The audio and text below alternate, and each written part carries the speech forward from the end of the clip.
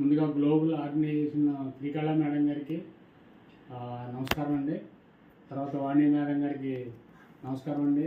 ప్రతి నెల మాకు 3 క్వింటాల బియ్యం పంపిస్తున్నందుకు మీకు ఎస్ఆర్ సంజీవని హెల్పింగ్ హ్యాండ్స్ తరఫున హృదయపూర్వక ధన్యవాదాలు తెలుపుకుంటున్నామండి. అలాగే మా సంస్థని ఎన్నో విధాలుగా ఆదుకుంటూ శ్రీకళ మేడం గారు ప్రతి నెల మమ్మల్ని గుర్తు చేసుకుని ప్రతి నెల మాకు మేము అడిగినా అడగకపోయినా మాకు బియ్యం పంపిస్తూ మా సేవను ముందుకు తీసుకెళ్తున్న శ్రీకళ మేడం గారికి, వాణి మేడం గారికి మా అందరి తరఫున హృదయపూర్వక ధన్యవాదాలు తెలుపుకుంటున్నాను.